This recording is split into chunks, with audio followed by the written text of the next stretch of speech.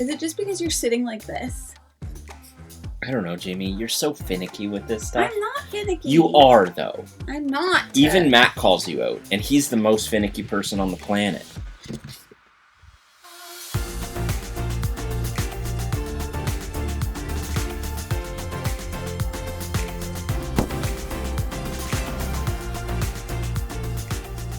Hello everyone, welcome back to Foster the Meeple, a channel all about board games. And Jamie going on about the holidays. I love the holidays, and 'tis the season, my friends, because today's video is our annual holiday gift guide. We do one of these every year. I gotta say, it's getting harder to do them because there's only so much board game stuff that you can like recommend to people. Do you know what I mean, Jelly Yeah, it doesn't Bean? really change year over year. It doesn't, but there are some new things, and I have some like links to stuff that you guys might be interested in. What? You can't leave these things down here for me to dink around with. No, it's fine, it's fine. You can have one. Here. You want this one or this one? No, I want two. Okay, you take this one. No, I want this one. What about the coins? No, this is good. Oh, no, that'll be too loud. Too loud. Okay, so every year I put together a little list of things that are recommendations for gifts that you can get for the board gamers in your life. The thing is, there's not going to be a huge list of board games because the thing about Board gamers gamers, is for that the most part. if you want a game, you buy it. Yeah. You know what I mean? But But I do have, at the end of the video, we'll talk about a couple games that we've been enjoying lately that might be a little bit newer that maybe somebody might not have. it's also very warm in here. I'm so cold. No, me too. I was being sarcastic. Oh, okay. I was like, are you serious? All right, let's get started. But before we dive into it, I want to talk about the sponsor of today's video, but also one of the things that I'm recommending for the gamer in your life, and that is Flexispot. You guys know we love Flexispot. We love our chairs. These are the chairs that we sit on at our game table. We think that having good chairs at the game table is very important because sometimes you're sitting here for hours and hours and hours. Posture is important too, though, people. Posture is important, and these have great ergonomical backs. But we recently got a new chair that's just a little bit different than the ones that we have here. Fancier. So I'm going to jump over to Jamie from the past to talk about our new Flexispot chair that I think would make an excellent holiday gift. With footrests. With a footrest. Spoiler I alert. said footrest. Footrest. With a footrest. For the gamer in your life who just needs to be comfortable, or actually just for anybody in your life. Let's be honest, we all spend way too much time every single day sitting in a chair. For me, I'm editing, gaming, working, creating, and if you don't have a good chair, you can tell. That's why it's so important to actually have a chair that's supportive and stable, like the Flexispot C7 Max. This footrest alone is a game changer. Everything is adjustable, you can sit up straight when working and then readjust when you're chilling or reading and lean back. I'm a huge fan of the headrest. It's so comfy. The entire backrest adjusts too, so no matter your height, you get support exactly where you need it. The lumbar system isn't just for your lower back, it's built to support your sacrum as well, which means your entire spine stays aligned naturally without constantly readjusting. The seat has a memory foam cushion. It is soft, it's supportive, and it's actually so comfortable. As you all know, we've been using Flexispot chairs for a while now, and they're just perfect for basically everything we do. We put this one in our movie room, so they are multi-purpose. And when we're gaming, I no longer get that awful back stiffness that I used to get.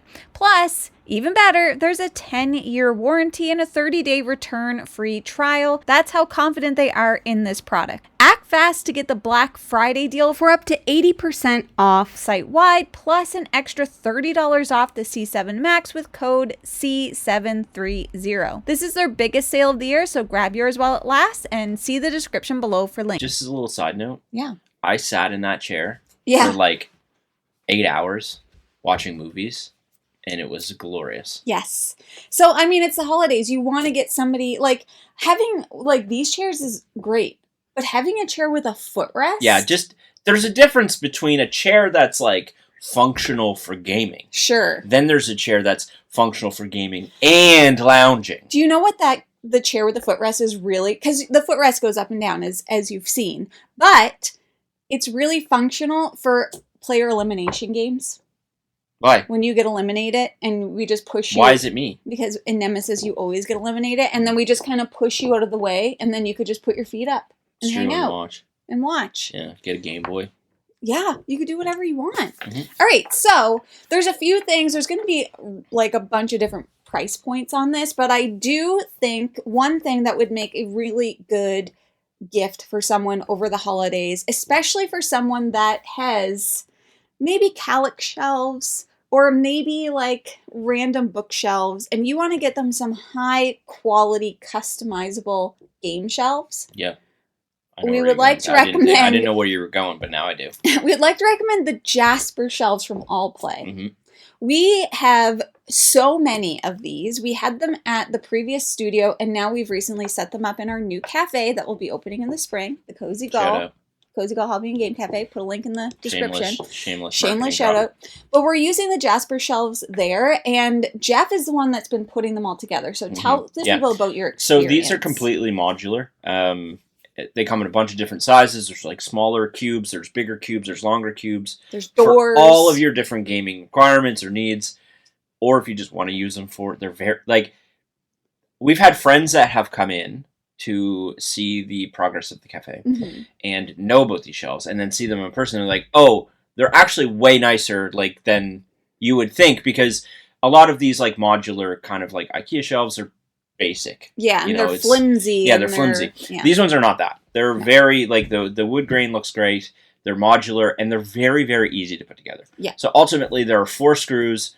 Sorry, that's a lie. 8 screws that goes on the outside to put the cube together.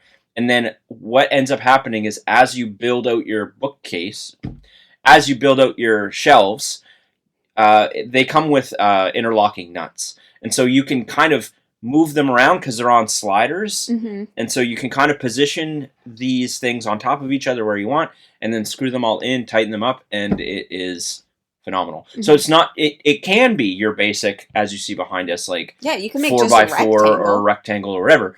Or you can get super creative and kind of build these modular shelving and like add doors, and you can add like drawers, cross shelves to add like a little bit of character to them. They're phenomenal. Like, and they have corner, like rounded, so if you've got a corner you can get a rounded shelf to make it kind of look just fancier. Like from purely a putting these things together perspective, and so much easier than IKEA shelves. So much easier. It's 4 screws. And they come in multiple colors. 8 screws. 8 screws. And they do come in multiple colors. We got the dark walnut color, and I will say our Jasper shelves were gifted to us from All Play. Shout out to All Play, but I'm literally about to buy more myself. So we're gonna get some of the ones that go in the corner to round them out. They look because in the cafe we're kind of doing our library around this pole, and I want it to look like a. I just want it. To I'm sure a lot of people are gonna hear me say this and be like, you're sponsored, whatever. But like, even if we weren't, like, these are phenomenal. Like, having now used them, I would purchase them, like, just like we are. They are very, very good for what they're trying to achieve. That modularity of shelving units. Agreed. Yeah. And then while you're there, they do have lots of other things that you can get. Obviously, games. They have tables. They have a ton of different stuff. So feel free to check them out. And I will put links to everything I'm talking about in the description of this video. The next thing that I think could be a really fun gift to get the game in your life, especially for someone who has always wanted to do this and just never has, because there's a bunch of people in our community that have said that, get them tickets or create a plan to go to a convention. And it could be a local convention. It could be a big convention like Essen. It could be like a drive away, a flight away. But like, as an example, PAX doesn't happen until the winter. So if you get it for them in like, for the holidays, for Christmas, you can give it to them and be like, okay, we're going to plan a whole Philadelphia trip next year. And that's your Christmas gift. Or there's Gen Con, whatever it might be. If you've never been to a convention before, I recommend that you go because they're super fun and there's so many to choose from. Little, big. Yeah, I was just going to say, we tend to focus on the channel, speaking of like the big ones like PAX, Essen, Gen Con, etc.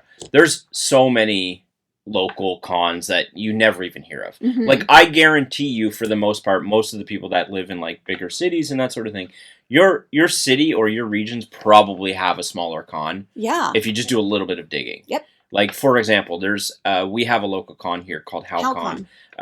That is pretty much a local con. Yeah. People from the city, from the Maritimes will go to it, but it's not like all over the place. Yeah. You know, you're never going to hear about it pretty much outside of this region, and I guarantee you that probably exists for you as well. Totally. And we've been to so many different conventions that we've loved. Like, there's everything from like wargaming conventions to things that are a bit more specific. Like, Jeff goes to one for work, PAX East, that's video games and board games. So if you've got somebody who like has multiple interests, there's retreats that you can go on. So like a BGG cruise. Yeah. Like there's anything cruises, like that. There's play cons, there's buy cons, there's demo cons. There's so many different things you can get into. Exactly. Now, the next thing that I want to recommend is something that we had before, and we actually gave it away, and I don't remember who we gave it to, but I would like to invest in some more of these. And that is neoprene playmats that cover a table. Yeah. Because it's just not realistic for everyone to buy a board game table. Agreed. They're expensive. They take up a lot of space. Now, there are so many options for game tables. Like, we actually had this one that we're sitting at, it was made for us from a friend. The one we have upstairs, as you guys know very well, is Rathskellars. That is like the spectrum. It's like, get one made by a friend locally for, you know, less money, or go with like a massive table that costs $1 billion. But if you don't want to do any of those things, you can get neoprene mats to cover your table. Yeah, you could even just get one of those like folding card tables. Yeah. You know, if you don't have a lot of space and you just want to set it up for a game day, and then have one of these to, you know, add a little bit of, because it is fundamentally easier to play board games on like a felt top. I agree. Just like picking up cards and stuff. I don't know how many times, because we haven't been playing recently on felt. We've been playing just on tabletops, and I can never pick up the freaking cards. And you're constantly like... I can never, ever pick up the cards. Yeah, it's so bad. It is a bit of an upgrade that I do think is worth it if you struggle with picking up cards like I do. Yeah, like I would love to get some for the cafe as an example, because we might have one game table. And other than that, we're just going to have regular tables. But if people want to like smooth out their top or whatever, I'd love to get some, and I just think it's a nice way to upgrade your play experience. I don't think a lot of people think about that. No. Unless they're like getting deeper into the hobby, and then they're like, oh, I really want one of these. But I think for like your like intro person that's getting into it, or like middle of the road, and they probably don't have one, it's worth the upgrade, I guess is what I'm trying to say. There's a good return on that investment. For sure. The next thing is just something small, but sometimes games don't come with like a first player token or a first player marker or something to track who it is. You can go on Etsy or whatever, or if you know somebody who does 3D printing or woodwork or something, and get like something that is your own personalized first player token. That's a really cool idea. Yeah, and like, this is not a first player token, but like you could do like a little dragon or something, be like, I'm the first player. You can make it a mini me. You can make it a mini Jeff. Yeah. With a little hat. And if you do, I want to see it. Yeah, for sure. So that's just something that I figured. I don't have a specific link for that, but I'm just saying if you can find somebody, if you're in our Discord, if you're not, but if you're in our Discord, I'm sure there are people who have like files and STL or who know, who know somebody who can do that. Another thing to upgrade your space is just board game themed candles. Or do you know what you could do really sneakily? Find a candle that you like that reminds you of a board game that you're playing, and just put a new sticker on it. Yep. Just label it. Yeah, this is our Ticket to Ride smells like train diesel candle. I mean, you could literally buy any candle and just get custom stickers. Yeah, and that's an inexpensive... Like, I mean, you'd have to buy the candle, but it's an inexpensive way to kind of like, hey, I know your favorite game is Root, so I got this like woodland forest smelling candle, but I put a Root label on it. We have been buying these candles that are like, kind of like RPG themed. Yeah, and they're all phenomenal. Yep, they smell great. You can get like RPG themed, board game themed stuff on Etsy for sure, and I'm sure there's other sellers that have it. Like when we go to the Boardroom Game Cafe, they have them there. I can't remember the brand of those ones, but they're very good. It's like Spellbound. They're a bit pricey though, and they are made locally. And one thing I'll mention actually, Jamie's instead of using actual like lighters. And then, like, your candle depletes pretty quickly. Jamie's got these candle warmers that instead just like a little lamp. They just heat up the candle so you get the scent, but they don't. It makes the candle last longer. Yeah, they don't like go through. It doesn't go through the wax as quickly. Yeah. So I mean, it depends on what you want. If you want the ambiance of like the flickering light, then whatever. But if you're just looking for the smell. Yeah, I would recommend those because when them. You brought them or when you bought them and started using them, I was like, oh, that's genius. Yeah. Because you can also use them to melt chocolate and eat fondue. We have not done that. I want to be very clear. But I want to. Jamie's hungry. Jamie's got I'm food so on hungry. The brain. It's so true. The next thing is just to get a Board Game Cafe gift card or a Board Game Store gift card. It's a great stocking stuffer. It's a great gift if you're like exchanging gifts with somebody and you want to don't want to give them money, but you want to give them something that they'll use. We recommend even like either your friendly local gaming store or Board Game Bliss is great as well. We always have a link to Board Game Bliss in the description of our video because we are an affiliate for them. And if you spend a certain amount, you get a discount and we get a little tiny kickback. Very tiny. What? It's a very tiny kickback. But really, we really enjoy Board Game Bliss because they have a huge selection of really good prices. And you can get them if you're in Canada or other places as well. So it's great. But I think that's a good little stocking stuffer. Something that I also think, and I think we put this in our video last year, but for sure. I just think it's so worth it to get somebody like a premium subscription to Board Game Arena. Yeah, and a lot of people I feel like still don't know about Board Game Arena, which is wild to me because they've really ramped up the amount of stuff on that bad boy. It's insane. There's like everything you can think of is there, and they just add new stuff all the time. And there's so many even like solo games on there. You could play with people like you can play with just bots. Yeah, you could play with like random people. You could play with bots. You could play with people in our community. Once again, join the Discord if you'd like to do that. But it's just like it's such a good way to play with people when you're not in person. I think it's a great tool for people that want to play games but don't have the ability to all the time or have busier lives because you can play asynchronously. Yeah. Or if you're just not comfortable playing with people you don't know or whatever, you can play, but you still want to play board games, you can play with bots. Yeah, it's great. And still enjoy the games. It's how we are constantly getting beat by Mike in games. Let's not give him that. Jeff, it's true. I just beat him. I just beat him in Bayonetta. Well, I don't beat him in anything. And he's never beat me at Res Arcana. Yeah, Mike sucks at Res Arcana. No offense, Mark. Anyways, next up is something that we saw at our friend Ben and Sarah's house. And it's just like everybody knows about the 10 and 10 challenge, right? But, and I'm sure a lot of you know this, but some of you might not, there are these 10 by 10 game trackers. And I'm just going to open this link to show Jeff and I'll put it up here. Yeah, that's the one they have. Yeah, so you can get it like engraved. You can get all of the different meeples to like track it and they're magnetic.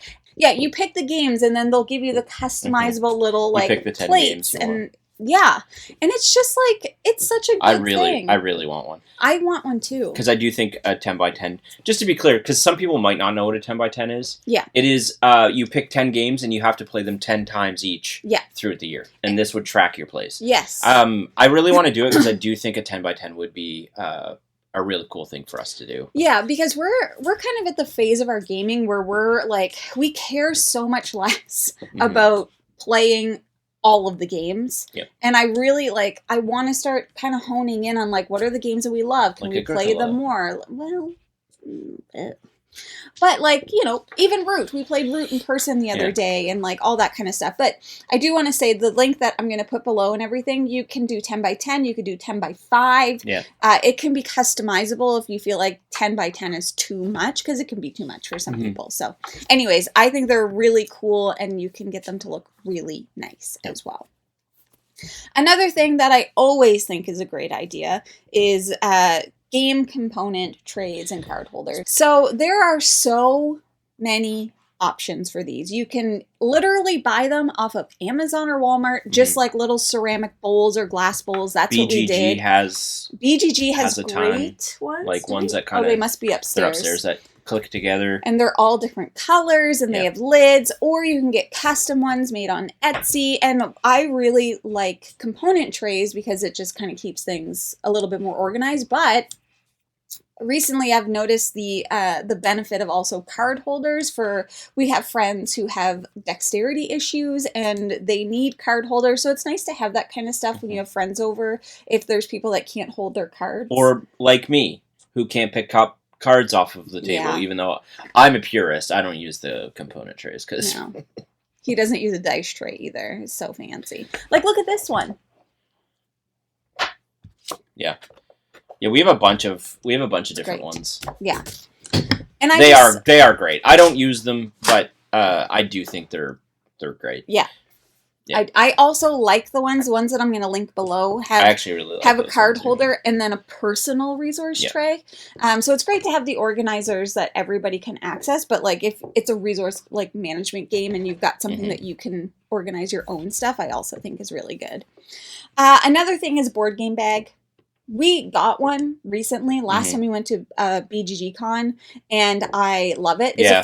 We only have one. It's the first one we've ever had, but they are really convenient for if you're like going to a friend's house and you're bringing games, or you're going to a convention. I would say this is more so for people that are like very social with their gaming.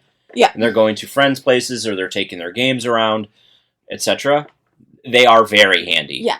And they're built to withstand the weight of board games, whereas like typically we'd always bring things in totes, and then it's just like uncomfortable. And it's an actual square. Yeah. Like the one we have is an actual square bag, which you'd be like, who cares? It really does matter. Yeah. Because the tote bags like end up scrunching together and like games are falling out and you can get these from like so many different places sell them. I know like for us, ours are from Board Game Geek, but All Play makes them. I think the people that do Everdell, the tabletop Tycoon, I think they do them. Like there's just a ton that you can get in all different sizes and qualities. My only request is if you get one and you wear it at a convention, please be mindful of how much bigger your turtle back is. You're like walking around like Raphael. Be aware of your turtle shell. Please. Another thing, of course, is just upgraded components specifically for a game that somebody loves. We have all of the upgraded components. Well, I have everything for Final Girl. Jeff has everything for Root. We have all the upgraded components. Like we have the little bags, and we have the little like tokens, and we have the little like things that go on the playmat and the actual playmat, and then we've got like dice thrown and so many different things. And it's just like if it's a game somebody loves, why not like amp it up a little bit? And you can even go on Etsy and get like stickers for your meeples for certain games like Obsession. So like I know Jeff doesn't like to sticker meeples, but if you like Obsession's a game I love.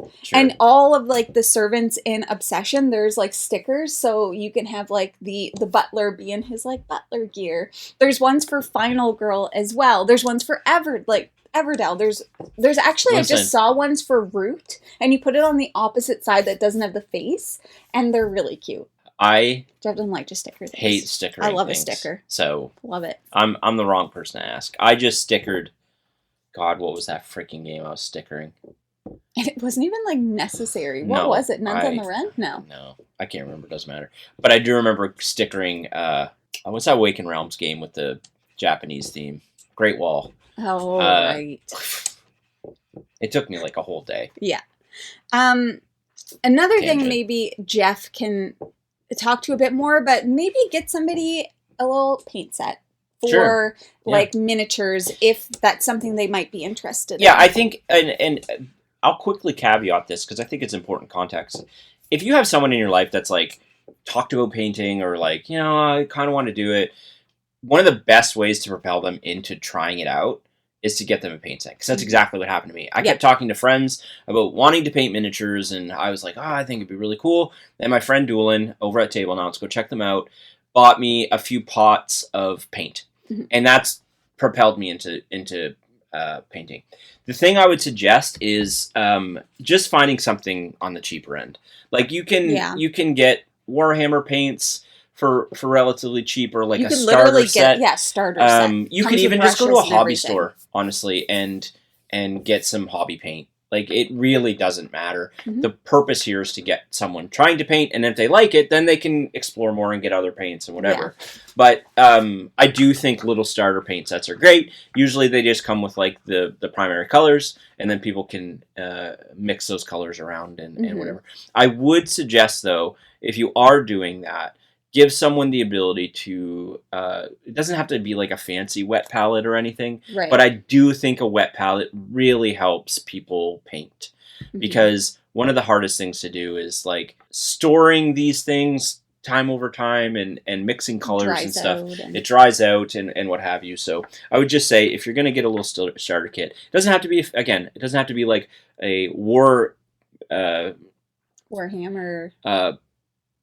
Yeah, like a war paint themed wet palette. You can just find a cheap one on Amazon. Just give them the ability to mix up some paints and stuff. If you have a painter in your life that's been exploring that potential, I think that's a great option. Yeah, and if you're doing that, maybe get them like a couple of miniatures, because you can buy just like miniatures, like that aren't part of a game that they love, and if they mess it up, they'd be really upset about. So just get them like some practice miniatures or something.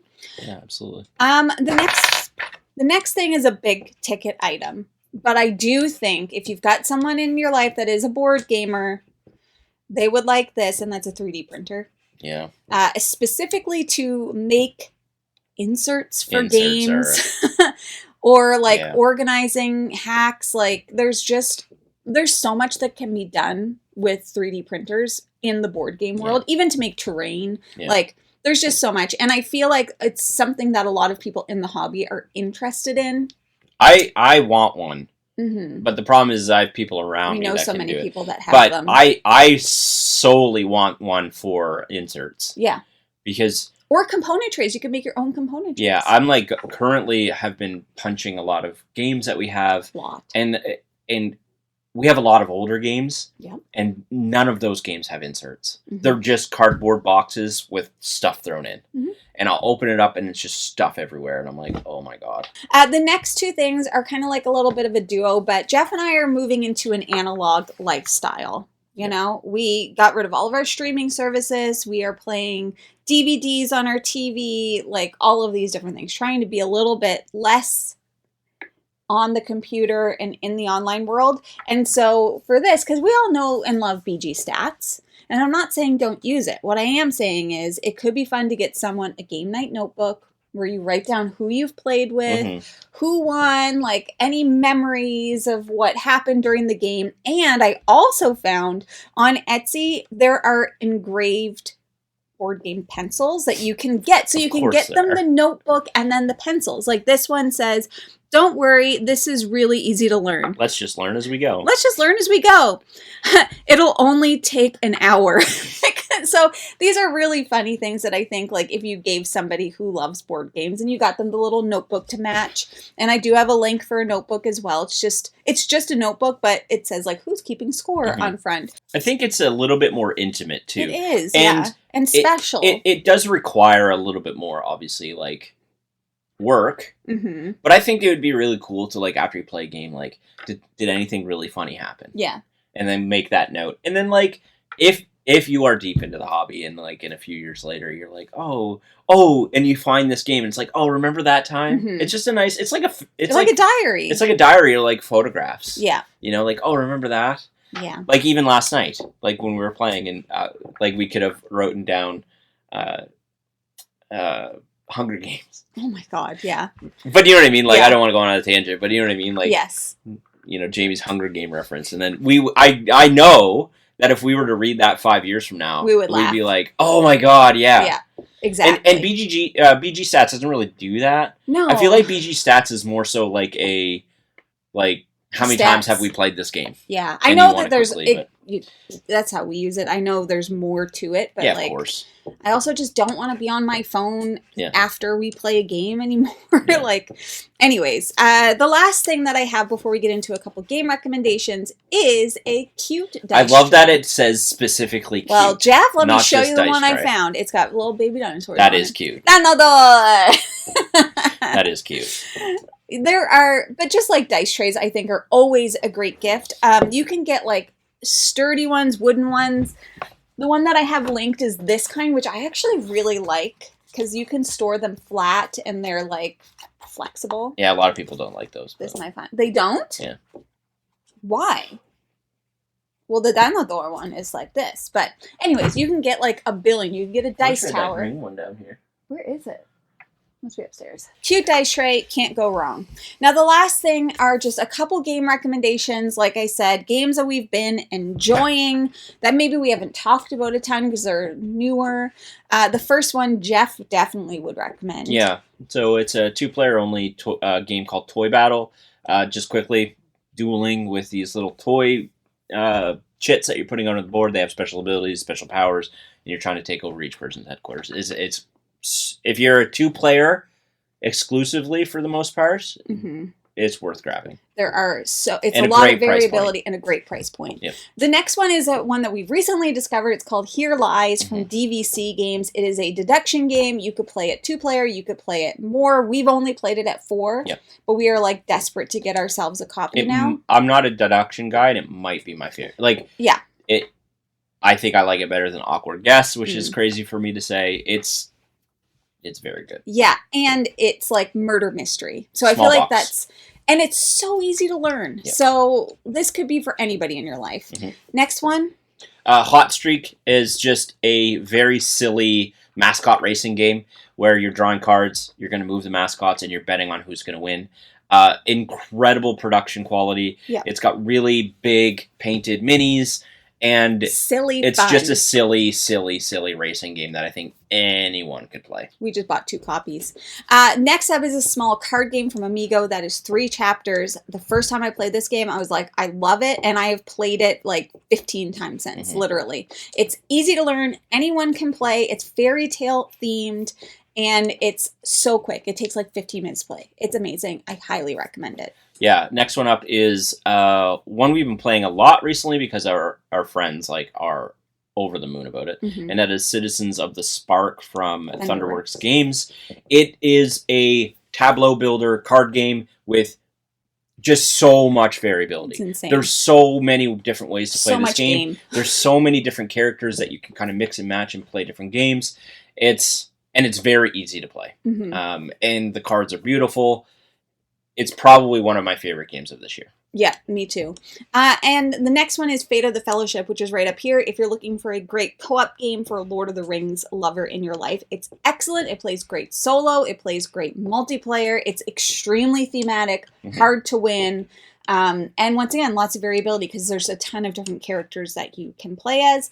I love it. Yeah, and Pandemic is a game that I think a lot of people... system, that haven't, or maybe gone deeper into the hobby, have played. So if there's someone in your life that's played like Pandemic, and they're interested in getting more into the hobby, this uses the Pandemic system. So it could be a good segue into being like, hey, I heard there's this new kind of Lord of the Rings themed game that's somewhat similar to Pandemic. Let's try it out. And then last but not least, I want to shout out Flamecraft Duels. It just got delivered. I just played it solo. It's a 2-player game, but you can play it solo. It's like a puzzly. Yeah, it's what we've been playing with. It's beautiful. The Chunky. Components, the art, I love. I love the world of Flamecraft. It's just fun. It's quick. And I think this would make an excellent Christmas gift because it's very cute. And the board is inside the box, and everything gets stored in. Let's see. Everything gets stored in here, so I think it's awesome. Yeah. But my friends, those are our recommendations for this holiday season. We would love to know in the comments below, do you have any suggestions that people can kind of look into for gift giving? 'Tis the season, treat your board game friends nice with some nice board gamey things. Mm-hmm.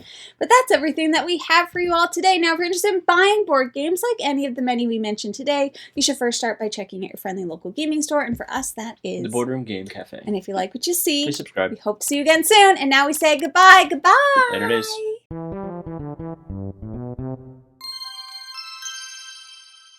Hello, everyone. Oh, is that why you're wearing red? Yeah. Oh, I was like, I've never seen Jamie wear that. What do you mean? I've worn this. When? Well, like one time before. Yeah. And Jamie poking at me. I'm not poking at you. I'm poking at holiday fun, and that's in the shot. Good, do it again. Dang it. Or Jamie from the future. It's technically the future. Why are we not? We should be doing that. We should be doing that. It's a really good idea. Let's do that. We should be doing that.